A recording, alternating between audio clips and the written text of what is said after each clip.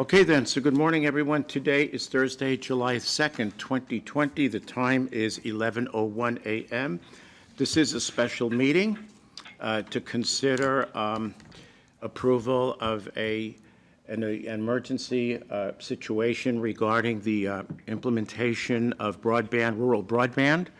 Attending our commission is Duncan, Brooks, and Fillios. Do we have any changes to the agenda? Hearing none, but we are amending an agenda, so is there a motion? Yes, I'd like to make a motion. The original agenda that was posted yesterday at 10:51 a.m., the agenda was amended and reposted physically and online at 3:33 p.m. yesterday afternoon to provide clarity to the public. I make a motion to adopt the amended agenda with changes that is before us. I'll second. Bill Brooks. Aye. Commissioner Duncan. Aye. Chairman Fillios. Aye. And so the agenda is amended.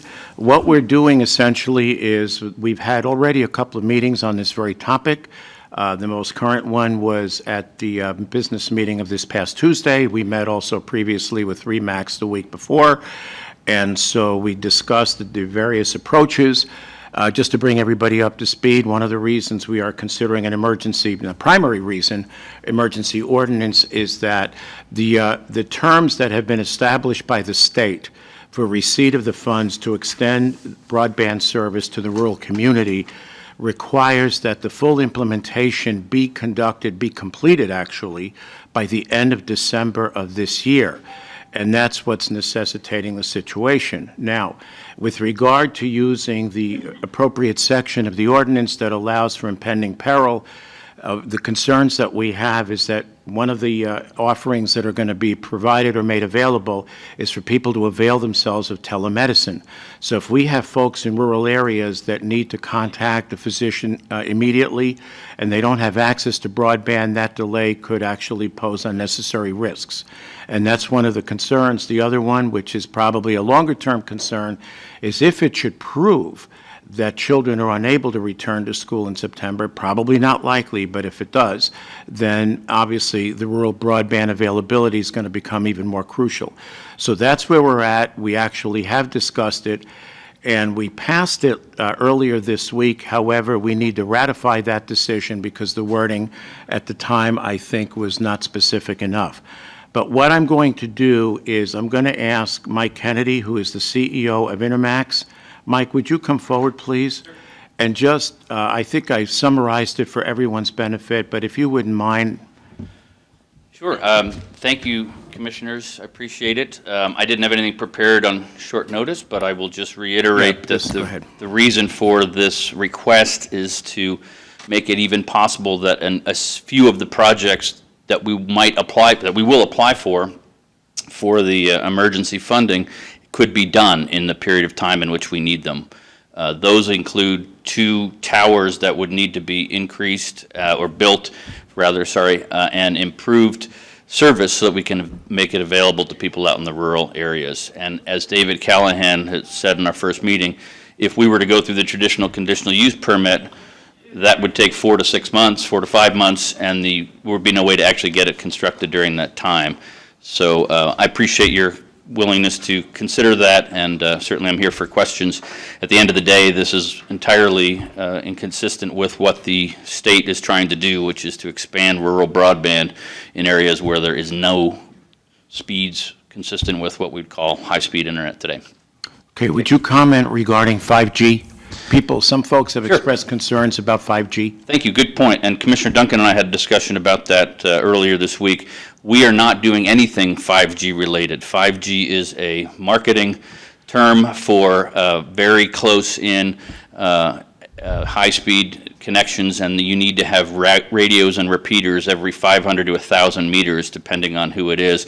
What our proposals are going to be for 2 things. One is fixed wireless, which is microwave and goes point to point from anywhere from 3 miles to 10 miles, 5 to 7, depending on the equipment you use.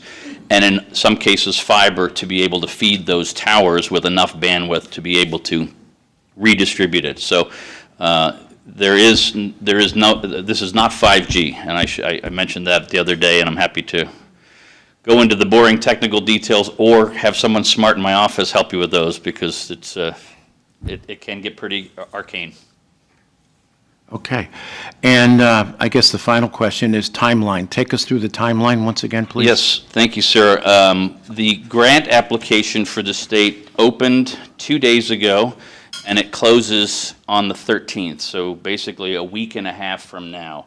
And so the anticipated date of the grant portal closing is July 13th. That's Monday at 5 p.m. The application will be posted to the Idaho Department of Commerce for public review, and then there'll be a challenge period, and then the applicants will be notified of the award no later than July 31st. And as we discussed, a project of this sort will take, well, there's multiple projects to be contemplated. Some of them are just leasing space on a tower that wouldn't otherwise make any financial sense to do. But in the case of the tower construction, some of those tower projects can take 3 to 4 to 5 months to do when you're considering the concrete pad and all of that needed. And if we had to wait the 4 to 6 months to get the permit, we just couldn't be done. So the last deadline of this is all projects must be completed, paid for, funded by December 15th of 2020. And that's the state's directive through the CARES Act, and that's a non-movable deadline. And so it really sets the stage for the kind of timeline that we need to be on in order to help those people out in particularly the unincorporated parts of the county, but also some communities that are smaller than 3,000 and do not have sufficient 25/3 access, which is this federal definition. Okay. And normally, I do have one more question, Sure. and I would ask this of Jody, who manages our grants. Can you just briefly explain the role of the county versus Intermax's role in this process? Yeah, the county is the applicant. The way this grant was written by the state is that any private sector entity has to go through a municipality, be it a county or a city, or even, I think, a taxing entity like the hospital. I don't know the answer to that. I'm not an attorney. But the county is going to be the applicant, and in the case of this process, the county will be also the grant administrator. At your suggestion or request, you have the facilities to do that. In other places we're looking at, those counties may not have the facilities, so we have to use, and happy to use, an agency like Panhandle Area Council for that. But in the case of the county will be the overseer to make sure that everything that we do is properly paid for, properly authorized, and properly completed. And I met with the staff yesterday, and the amount of questions they had was, you would be proud of them for holding our feet to the fire even before we've even put an application in, because they're pretty competent. And that issue, you know, we are regulated by the FCC in parts of our parts of our business already. So the issue of auditing and the issue of FCC compliance and trails of spending and appropriateness is all stuff we are very well versed with and compliant with already. So it will work quite well with the county. Okay. So basically, any and all costs associated with the implementation is borne by Intermax, is that correct? The county will pay zero. The staff time to administer the grant is not zero, but that's certainly a service that the county provides, and in the benefit of the ultimate end users and recipients of people who can have access to broadband. All of the risk is on the private sector companies, and the grant indicates very specifically that the county may not be an owner of this. It must be a private sector, because the state believed that there should not be government competition in the private sector in this case. But in also the concept that the risk is there, is that that's part of the reason why we will work all this up on the front end to make sure we can get these projects to be done, so that we don't apply for anything that won't make sense and can't be permitted and can't work in the timeline required. Okay, thank you. Any questions from Commissioner Duncan, Commissioner Brooks? Yeah, what is From- I've heard all kinds of different, from $4 million to $50 million. Yeah, I'll tell you this, the full amount that the state allocated through the CARES Act is $50 million for the whole state. How much for Kootenai County then? Evolving, but I think at the last tranche of the projects that we think we can get done, it might be right around $3 million. And there is a limit. There's a question about defining whether all of these projects go under one grant, which has a $3 million limit, or each project is its own. And we're going to figure that out in short order, and whatever Jody rules in that case, we will abide by, but at the end of the day, our project just happens to be the ones that we're looking at might be in that $3 million range. I was informed this morning by our engineering team that one of the projects, fiber to a certain mountaintop, not ones in question today, we may not be able to get the permits or rights-of-way through private sector, so we may not even apply for that grant in the next week because we can't make it work.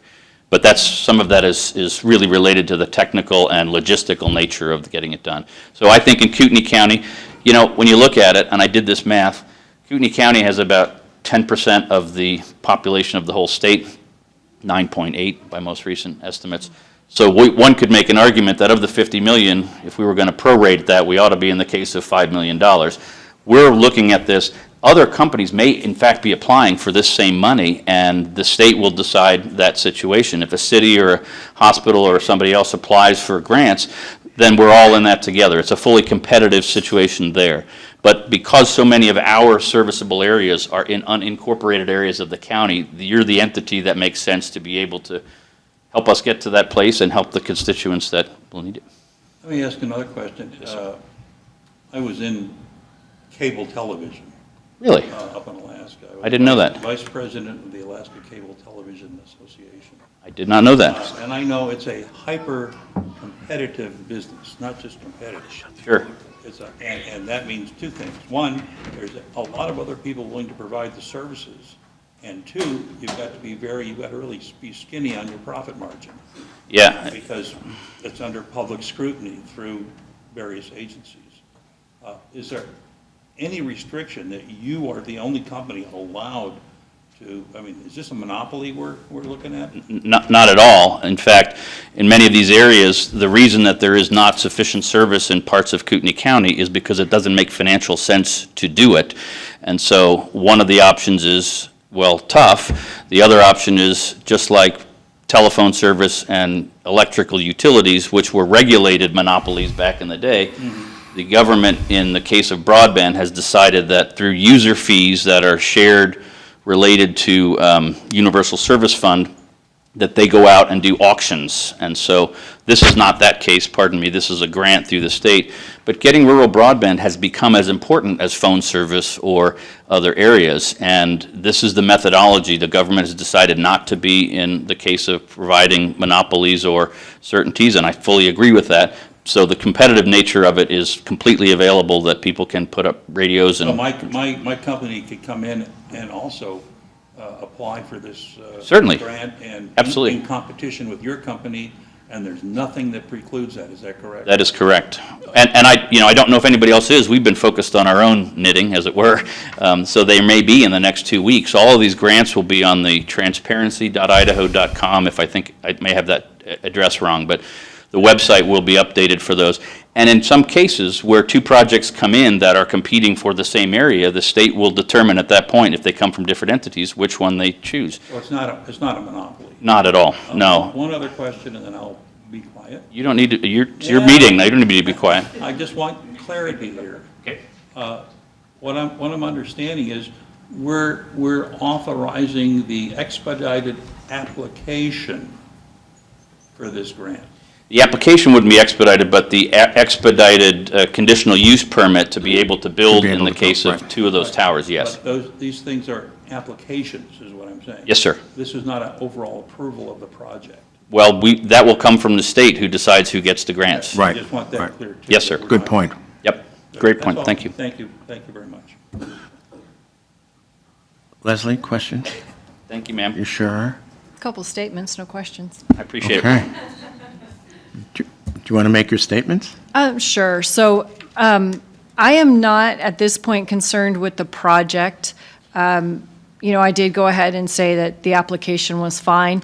What I am concerned with is overall, are we creating a monopoly situation where nobody will ever be able to come in and compete because of all of the grants that one particular private company has received? So that's just an overall thing.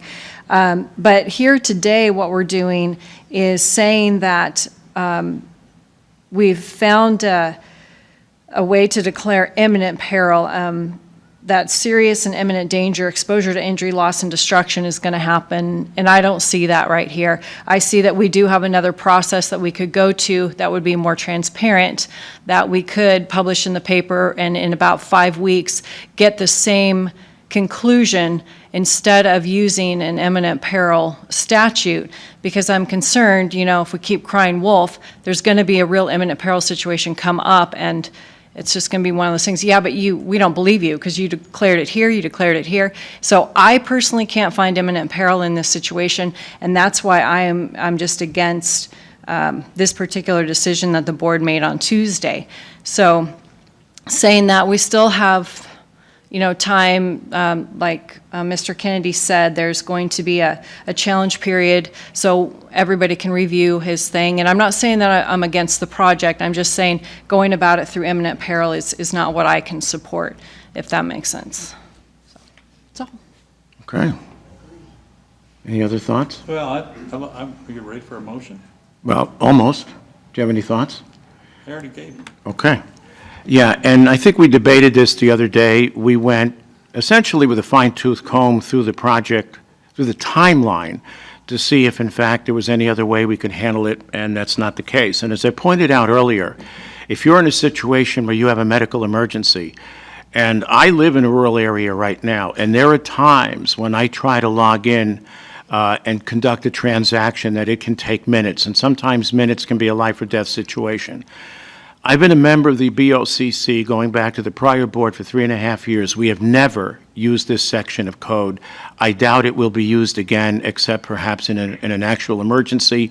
We are in a situation here where we have the ability to offer this service. We are under a time crunch. It's a severe time crunch.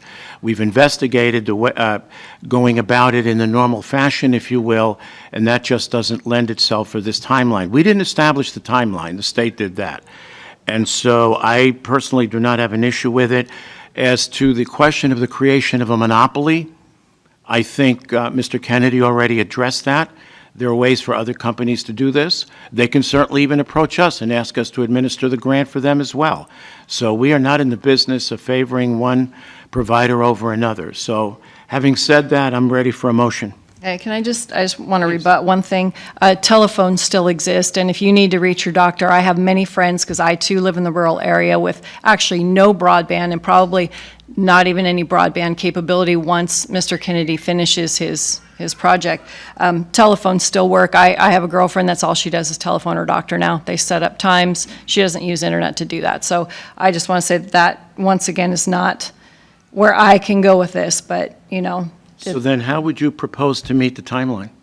So if we publish today in the paper, that's a 28-day notice. The Planning Commission hears it the very next week. We hear it. So within days of the July 31st award date, he has approval to go forward. Mike Kennedy, do you want to respond?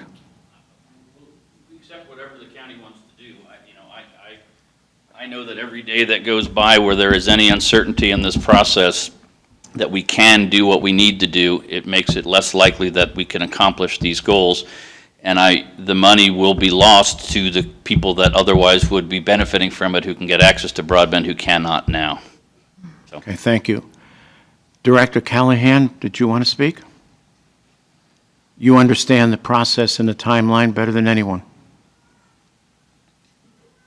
Well, I'm not entirely sure of that, but what I can say is if there's a benefit to going the route that Commissioner Duncan has described, it would be that we could put literal sideboards on what is allowed under the amended code. For instance, the way this is rolling out at the moment, under the imminent peril, it's possible for the provider to take the same approach that our fire and police and other agencies in this community use, which is they put up their facility anywhere without regard to setbacks and without regard to the number of poles. The current regulation expressly limits the number of poles to 1 per site, and expressly requires a 300-foot dimension from any property line. and other dimensions from single-family homes. So the benefit to going Commissioner Duncan's route is that the code, assuming that it's amended, would allow, again, this express project to go through, but it would at least have to meet setbacks and that provision I just mentioned. So there is a benefit that way. Thank you. But what about getting it implemented by the state's deadline? You'll have to help me with what the issue is there, because to me, it's irrelevant. Once the code's in place and allows us to go forward, the starting point is nearly identical from what I've just heard. They're not awarding until the end of the month. They're a week later on a code amendment. They're not going to, in my experience, they're not going to break ground on the day after the Grants. code amendment, Right. or the day after the awarding of the grant. But even if they did, is a week that much of an issue? I don't know. Let's hear from Mike. I certainly do not want to debate or be argumentative because I respect the process.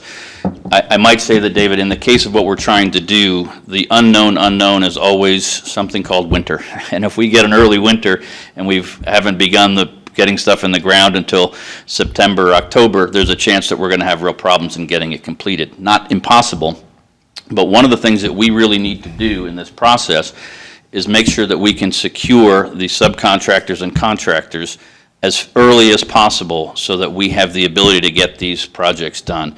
If the uncertainty persists deep into August, even if it's the first week of August, but the Planning Commission decides they want to take another look at it, or there is foot dragging or delays that might be legitimate in a normal scenario, and it has to be pushed to another month. We've already seen how this meeting can go for 3 meetings in a row and keep getting delayed. Then the chance of us possibly, I don't want to sign a contract for $1 million worth of work that gets undone by something that we can't foresee today. And so for our purposes, the certainty that comes with it is what allows us to be able to put our private capital at risk to make sure that we get the projects done. That wouldn't make economic sense otherwise to do, because there aren't enough people in the areas, as I described to you a week ago, to make a return on investment for these projects. It is why rural Idaho and rural Kootenai County and rural America doesn't have broadband in many cases to begin with, because the private companies won't do it. And in the past, those phone lines you spoke about, the government obligated and gave a monopoly for those companies to do Yes, it. they That's do. why They you do have a operate phone under a line. monopoly. That is not the case here.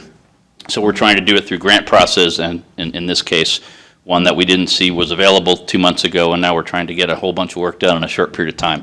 That would be my response to David. And again, I will do whatever you tell us to do, but the certainty of trying to apply for this, which would in fact be available to anybody who would want to come to you as well, is where we're looking for now. Are you going to be signing contracts before the grant award? No, but I might be signing project lists or commitments with contractors to hold spaces available for us under the presumption that if we get them, we'll have them available. And if we don't get them, we would lose some earnest money in the sort of projects that we need to do. Again, this is a risky thing for the private sector to do because there are so many variables, but it makes sense if we can have some certainty as we go forward in whatever process you deem fit. But I would just say, as a citizen of Kootenai County, if we were, and I'm in a city, not in the rural areas, so I have options. These grants are not available to people in cities. They are only available, well, cities under 3,000. The options that we have in the city is not what you have in the rural parts of the county. And so our goal is to try to provide that through this money and do it on this timeline, which is kind of unreasonably short, but it is what we're dealing with. So. Sure. So Pat, I have a question for you. Yes. If we were to go the route of publishing and going before the Planning Commission, and the Planning Commission decides they want more time, can then the commissioners come back and declare this same emergency and get it done anyway? Well, theoretically, under the law, yes. Although I will say that it kind of would undermine the credibility of the emergency declaration if it's delayed until then. be that as it may. Like I said, theoretically under the law, that you could do that. Well, and see, that just points more to the emergency, is even if we declare it today, it's, no work is going to start any earlier. So that, Yeah, thanks, Pat. Yeah, Mike, come forward, please. One more point I want to make, and this is something that's important to say, and it's probably in the whiff of lobbying, so forgive me, but we, in the past 3 months, since when the stay-at-home order was issued and when people's companies that they work at said, you cannot be in our office even if there's no stay-home order, you can work from home if you wish, we have had clients and we have had prospects and we have had people calling us up plaintively saying, please, can you help me get internet because I can work from home and keep my job? And sometimes our answers are, we cannot. We have no infrastructure in that area. There is an economic stimulus element to this as well, that nobody wants this the country or the city or the state or the county closed down, to the extent that you can have people work from home and retain their jobs and continue the economic building that goes on. That's another big part of this. Work from home, distance learning, and telehealth are the three called out portions of this grant. So I definitely do have examples of, or we have anecdotal examples of people calling us up, and our inability to say yes is painful, because you know that if we had some ability to help them, we would be able to keep them employed, and they're currently not. Sure. Question for you, Mike. You indicated earlier that if you get an affirmative decision today, that even though you won't necessarily be signing contracts, you're going to be able to at least secure some level of commitment from contractors. Did I understand that correctly? That is exactly what I want to do. I'm willing to take the risk on the strength of that, because I believe in the project, I believe in the need, but the longer we go without some certainty, the more likely it is that we're going to have to say, well, we can't apply for that grant, we can't apply for that grant, and thus there could be potentially thousands of people who we could have gotten service to who we will not be able to, because of the timelines on it. Okay. Again, I don't, this is not a normal situation, this is not a normal time. Our request for it is purely in the spirit of, how do we get this done in short order? So, before you sit down, Director Callahan, if this were to go before the Planning Commission, am I correct in stating that we need a 28-day notice? Yes, sir. Okay, that's all I need. I told this to David Callahan, and I believe it.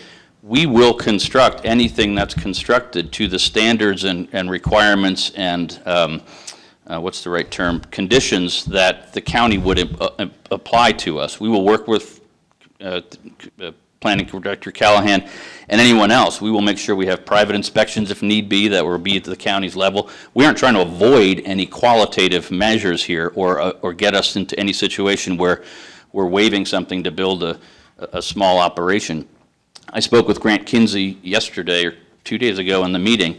I told him that we have not even had the time to discuss with IT yet in the county the possible uses for this tower or these towers where we can augment public safety and radios that I happen to know that our 911 facilities and our firefighters and our police and our sheriffs use.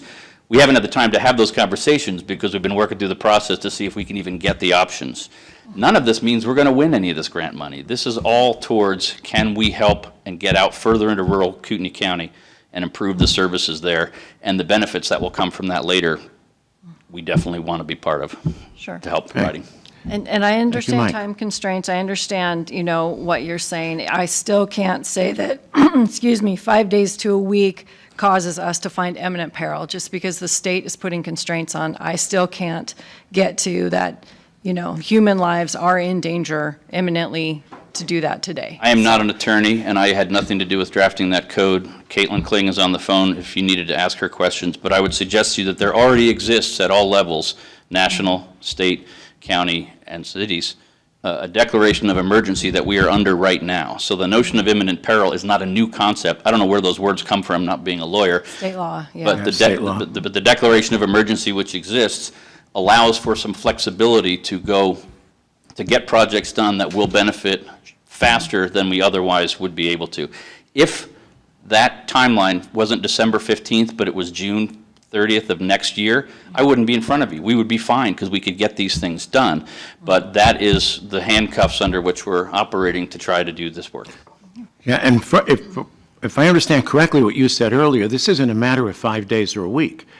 because what you're telling me is that if you get an affirmative vote today, you can at least make some level of verbal commitment to contractors, which, if we were to schedule out 28 days to get before the Public Commission, you're hung up for those 28 days. There is a couple things that I would do today, and again, they're all, life's moving very fast at the moment, as you might expect, but I would be going back to our subcontractors and say, the two projects in Kootenai County that are going to take the most time, book them for whenever you can book them, because I have permission from the county if we get the grant. I'll pay you in earnest money so that you can reserve those crews, and if we end up not getting the grant, I'll waive that, or I'll lose that money. There are people that I need to hire, and I want to have in the project manage these things, because we don't have extra staff laying around. I have resumes on our desks, and we're looking through that. We'd like to hire people. What I need is some measure of certainty and what's the right term? Commitment that this can go forward without the possibility of it being stopped later for another reason that we didn't expect in the middle of that in the timeline that we have. Okay, you mentioned Attorney Caitlin from Lake City Law. Let me ask her if she wants to opine here. You're asking a lawyer if she wants to opine, Chris? You're really diving into it here. You're on. Good morning. Yeah, good morning, Commissioners. This is Caitlin. Hard to have anything in addition to add other than what Mike has up. Can you guys hear me okay? Yeah, now you're fine. Go right Much ahead. better. Okay. Hard to have anything to add in addition to what Mike has said. I do think he's covered it. As you have our memos done before you, previously submitted to Pat Braden on the issue. It's our position that, with the federal government, state, every county and city declaring an emergency due to COVID-19, kind of that initiating factor already exists for you to put in place an emergency ordinance for your zoning and any permitting requirements you have. I believe that's probably the strongest emergency declaration you could have, given the pandemic we're facing, and just at every level of government declaring an emergency. It's not something what we would see more frequently, like a snowstorm or a windstorm. I mean, this is impacting everybody across the state and the country right now. So with that, I think you could do, I think you certainly could adopt an emergency ordinance to stay certain portions of your building code if you want. You don't have to obviously have it in its entirety, which would make this applicable for, waiving certain conditional use permit requirements that would allow Intermax to get these items constructed on time to meet this December 15th, 2020 deadline. I can't necessarily speak to or share the same comments of Mr. Callahan, and that's his department, and he's certainly entitled to those on that. We're in no different position if we just go through the notice period in 28 days and have these hearings. I foresee a real risk that something gets tied up at the Planning and Zoning Commission and doesn't move on to you in a timely manner to have the hearing and address any comments. And then we're just back to where we are today, which is asking for an emergency ordinance. So I don't really share those. I also don't know that we know for sure that any kind of project couldn't start until August anyway. I do think, and Mike has already addressed this, so I don't want to belabor the point, but I do think there's work that can be done between now and then that could move this along, so that we would be ready to get to work as soon as we found out from the state if we were awarded anything. Okay, and I appreciate So with that, I certainly would take any other questions if anyone has them of me. Chairman Fillios, I just had something to add to that. Yeah, go right ahead. And I'm not rebutting anything. She said. I agree with it. But I would point out, I know Mr. Kennedy and Mr. Callahan have discussed at least the possibility of applying for building permits for foundation work, already. I don't know if those have been applied for yet. But the building, this would not waive any provision of the building code or the building code ordinance. They'd still have to abide by those provisions, and that of course takes, there's a timeline to that. And so, that has to be, considered in light of the hard deadline, the very hard deadline that the state has put in for completion of these projects. And I think we're just, it's just kind of placed us over a barrel. But, I don't think that alone would justify an emergency declaration. I do believe that all the factors that have been discussed in this meeting today, I think, do justify that declaration, especially given that the disaster emergency declaration that was originally executed on the 15th of March and then ratified by the full board on the 17th is still in effect.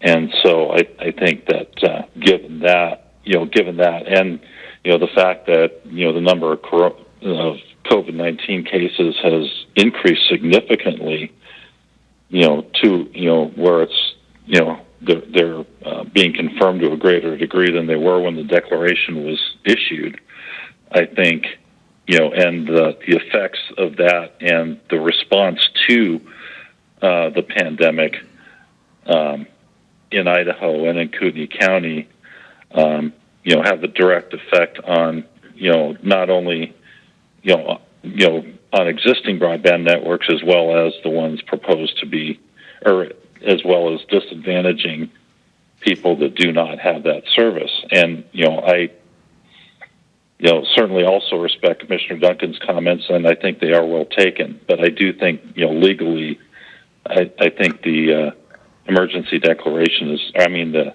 emergency ordinance will be more than justified here. Okay, thank you.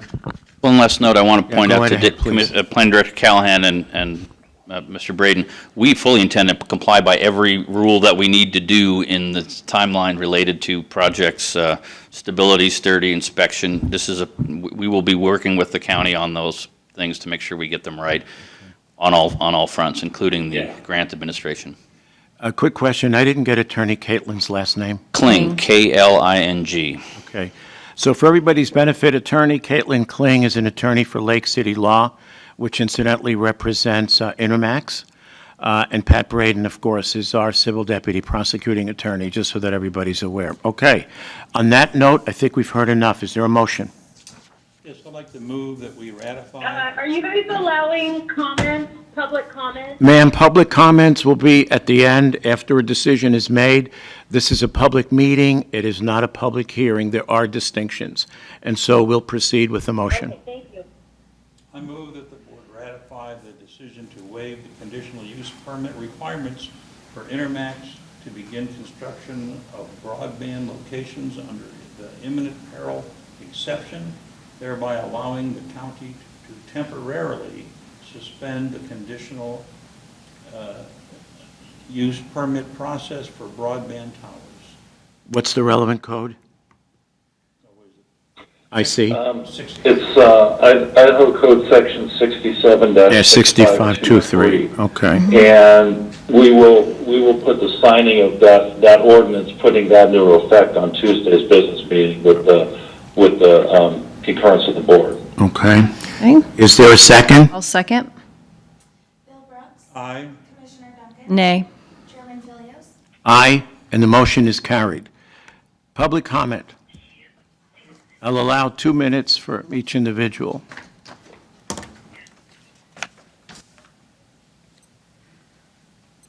Good afternoon, Chairman, and Go right ahead, Board of County please. Commissioners. Brent Regan, 6100 East Borley Road. The imminent peril here seems to be that Intermax will get paid in 6 months. Chairman Fillios told us that the reason for the urgency in this was so that it can be completed on time, and the reason it needs to be completed on time is so that a certain company gets paid. Excuse me, I don't recall having said that. You did say... I said that they could get paid? You said that the reason it was emergency, that we were in peril of this, was that we had to have it done by December 15th in That order is to get the correct. grant money. That is Okay? correct. So the emergency is being created by the grant itself. It doesn't exist outside. Well, yes, because the grant requires that the infrastructure be implemented by the middle of December. Which is the emergency that Well, you're that's claiming fine. exists. But the way you're phrasing it, my concern is not how they get paid. My concern is that it be implemented, but go ahead. Is Intermax the sole internet provider in the area? Are they the only ones that provide high-speed internet, high-speed broadband? We have no way of knowing that. Okay, so if the county is getting the money and then passing it along to the vendor, is that an illegal procurement? Have you gone through the due diligence to find out if it's a sole source of supply is justified? And so we're getting the money and turning around and giving it. And so, you know, I like the rules just like everybody else, but I like the rules to be followed. And it seems here that we're getting this, the county is getting the money, and then you're justifying it by saying we need it for telemedicine, which my wife just used my cell phone the other day for telemedicine, and that's available pretty much anywhere in the county. So the only real thing that exists as an emergency is getting the grant money, which wouldn't exist if there wasn't a grant available. Okay. That's a circular argument. And I think at the end of the day, I'm kind of happy you did this because there's a challenge period on it, and the more egregious. There is, you're absolutely Yeah, the more correct. egregious the actions of the board are, the easier it's going to be to challenge it and get this farther down the list for available monies. Well, that's certainly your interpretation, but I think you heard as well as I did that anybody can come forward and apply. We've been approached by Intermax. There's nothing to say that we can't be approached by others. We're simply a pass-through in this situation. Right, but you're getting the money. The county is the ones who are it's No, a we are not. pass-through? No, sir, we are not getting the money. We have two people from the auditor's department right here shaking their heads. I think you've got it wrong. And there are other pass-through grants that the county takes advantage of, aren't there? How many? Dozen, probably at Okay. least a dozen, probably 2 dozen. Is this any different? No. The only difference is that it's going to a private entity instead of a county department. Right. Which is required by the grant. Okay. And actually, in that being said, we do grants that benefit Coeur d'Alene PD, Spirit Lake PD, Post Falls PD, as well as cities. So we do administer grants that benefit other, Bayview, Alpine Meadows Water. So it's not Okay. just, we don't do grants that Fair enough. benefit the county. Okay, let's let Mr. Regan complete. Commissioner Fillios? Yeah, go right ahead, Pat. Commissioner Fillios, can I add something? Yes, please. There is also, there is actually precedent, relatively recent for, grants that ultimately go to private businesses, and that's our Fire Smart grants. Those Very good point. have helped fund private businesses that create defensible space for people that live in the county's wildland-urban interface. And the way we did that one is we had a rotation of interested companies that did the work. And, this is similar in that this is not, a grant process that's exclusive to Intermax, as I think is that horse has been beaten to death at this meeting. But, it's not only does benefit, could benefit private business, it has to. Federal law requires that. And, just because, Intermax is the first one with their toe in the door doesn't mean, others can't also, do the same and apply for the grant through the state. Understood. Thank you. Go ahead. You want to complete your thought? Go ahead. And in those processes, which were just described, there's normally an area of review and transparency and public comment, all of which is getting set aside for the emergency declaration. So, no, we're not in the same kind of a situation by declaring this emergency, which exists for the sole purpose of completing it in a timely fashion. We are setting aside the normal checks and balances that would need to be in place to make sure it's done properly.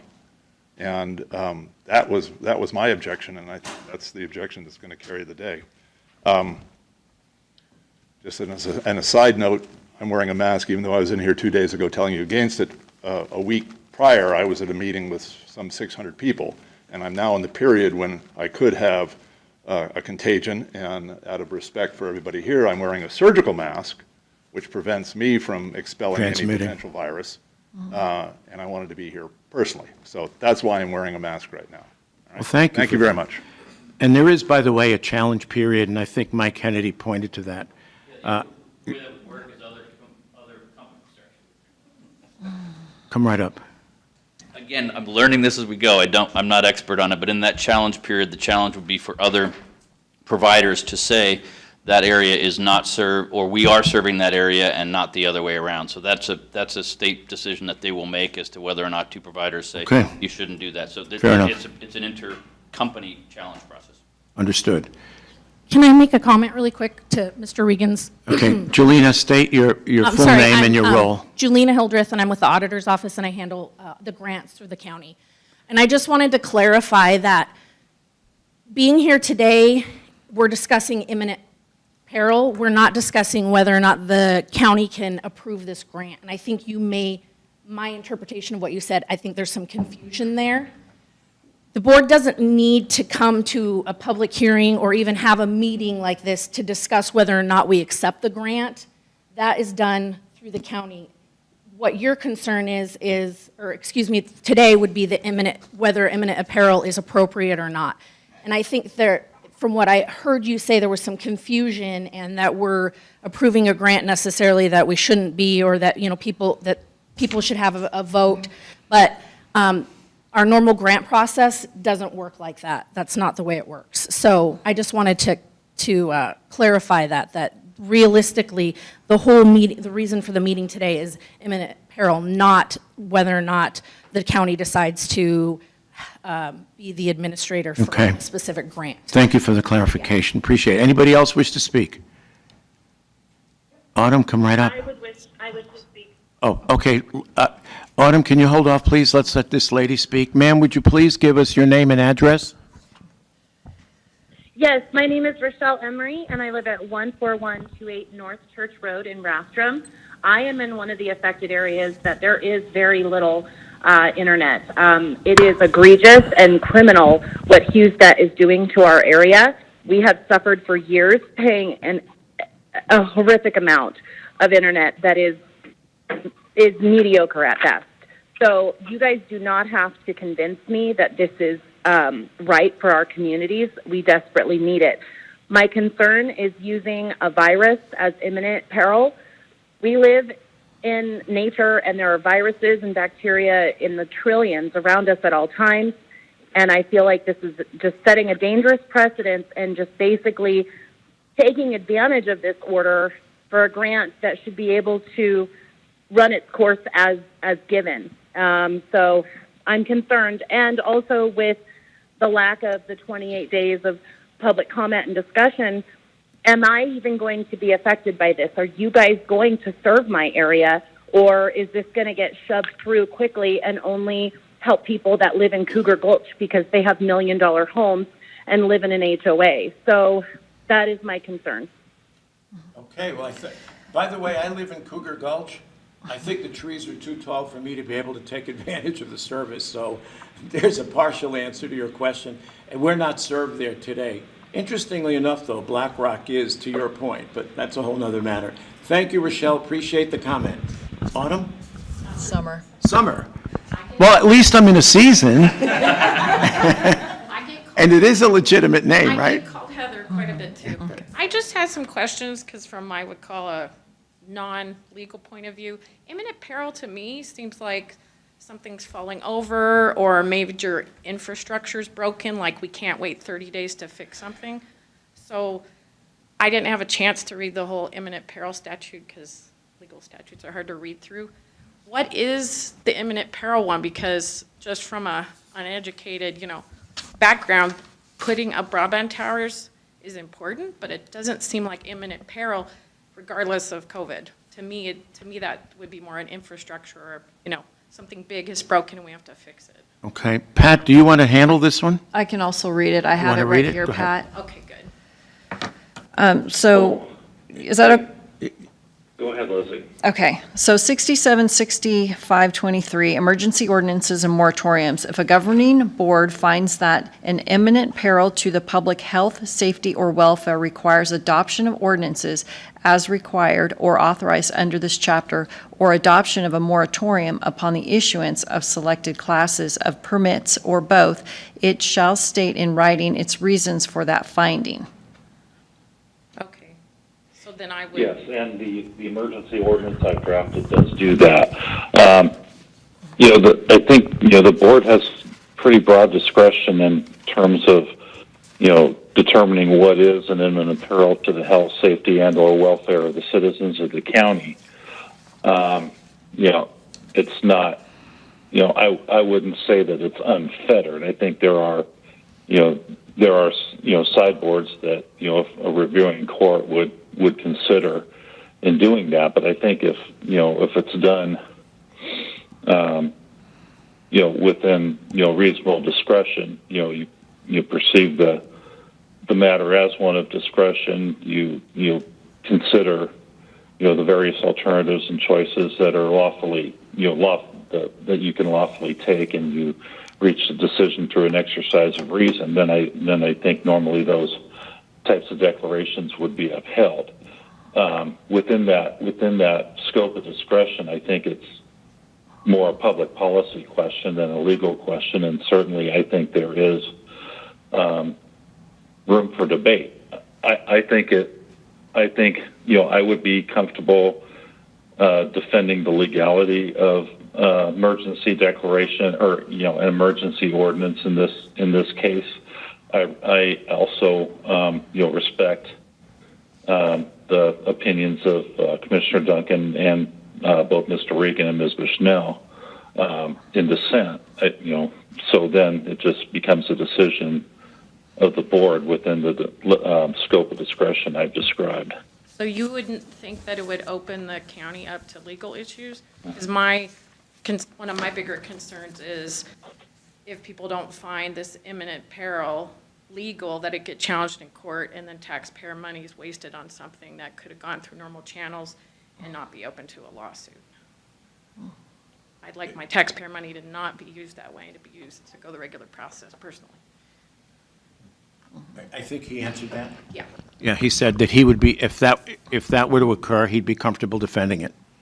And then my other concern is how it looks, because am I correct that the CEO of Intermax, I think that's him, is on one of the governor's governing boards? Because then it kind of looks like he's getting preferential treatment, whether he is or not.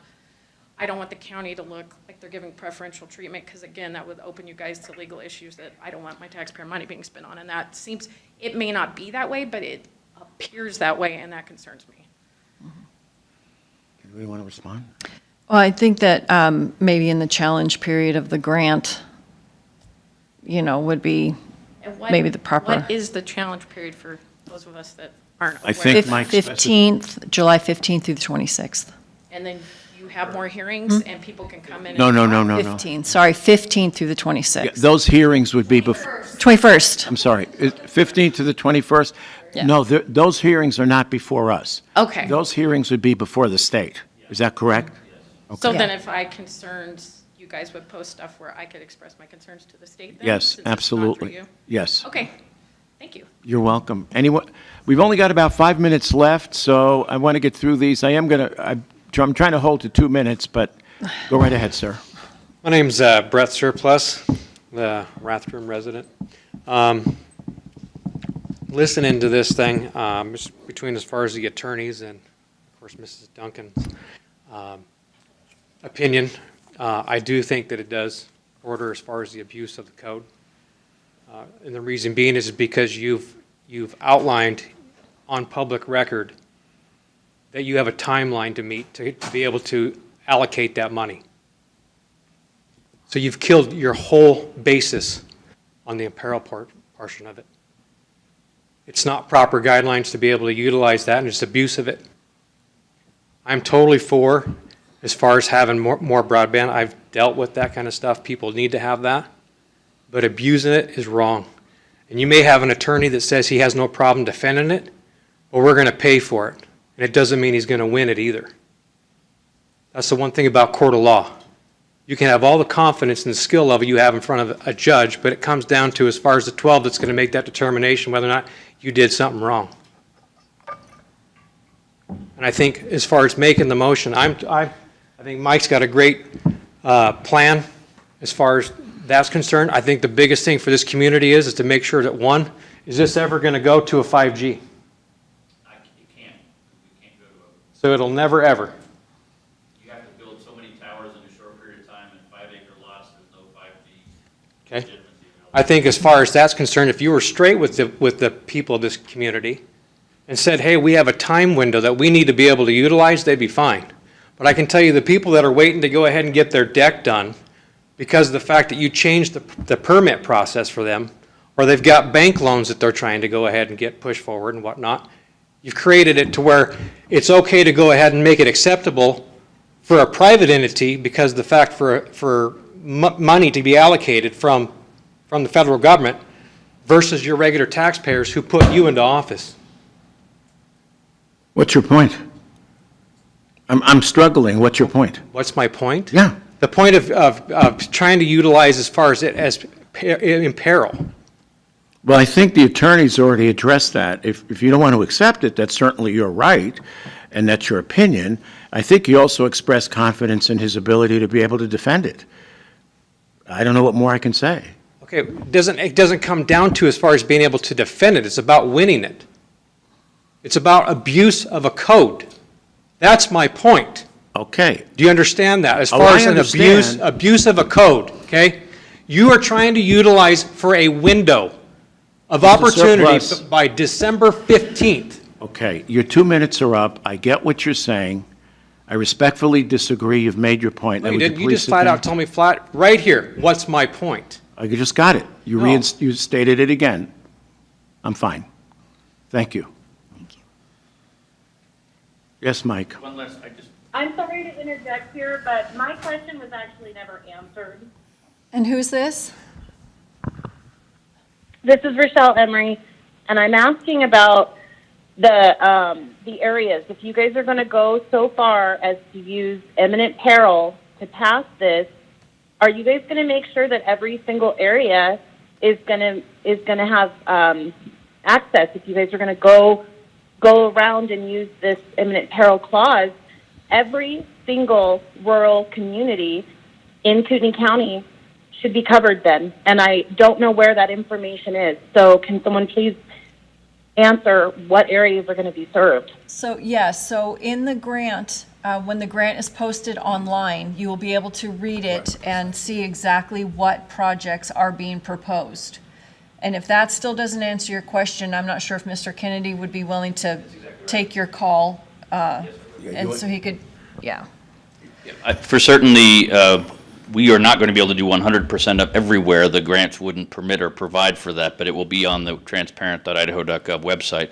Other applicants may come in, they may win grants in certain areas. We might get to that point through other multiple companies going after similar grants, so. Okay.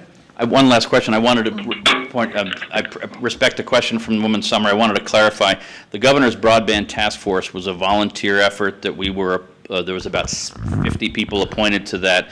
It met for 4 months last year, and it included representatives of government, elected officials, private internet service providers, higher education, K through 12, public safety, and some other folks on there. But it met for 4 sessions, and we did a bunch of work, and the task force is over. It no longer exists, but the work product of that you can find on the governor's website, the Commerce Department's broadband website, and you could read through the process of that. It's actually really helpful in this context because the task force laid out where the real problem areas were, and rural Idaho was one of those. And so I appreciate the notion, but there is no more a task force. It's been over since. Okay, thank you. And I think there are other companies that are going to apply who are, in that too. Okay, so this gentleman's wanted to speak. This is the last one. Come forward, sir, please.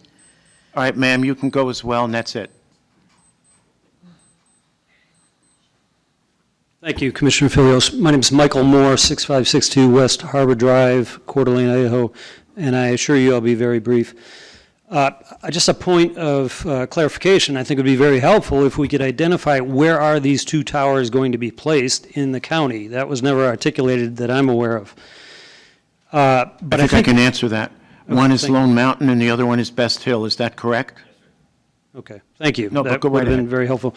I think the great heartburn that you're experiencing, seeing here is the underlying premise, and to me, as a voting resident of the state of Idaho and Kootenai County, the underlying premise is the question is whether Governor Little has ever had the authority to create the edict or the stay-at-home order since the 15th and/or 17th of March, when we find ourselves here on the 2nd of July deliberating an issue relative that's going to be projected forth until the 15th of December.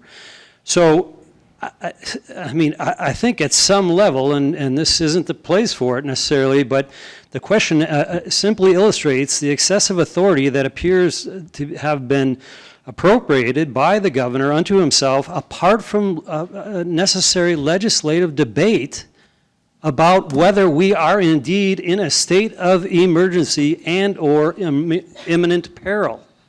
At what point is this going to be clarified for the sake of the citizens of this county and this state? And the problem is that it destroys the fundamental element of our governance, our system of governance in the state and at the federal level, which is the subsidiary function of the lowest levels, working from the bottom up instead of the governor acting from the top down. So with that said, I think it's in the minds of the public and as a casual observer, very understandable why there would be a great deal of suspicion that maybe a sweetheart deal is in effect here. Not that the three of you are involved in this, but whatever the relationship between the governor, Mr. Kennedy, and otherwise it's been articulated. But the fundamental is how are we being governed in this moment in time, and where does this take us for the future? Thank you. Thank you, sir. Appreciate it. Yes, ma'am.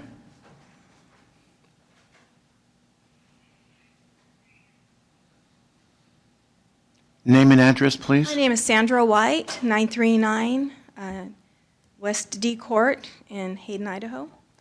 And I'd like to start out with just a clarifying question. How much is the grant?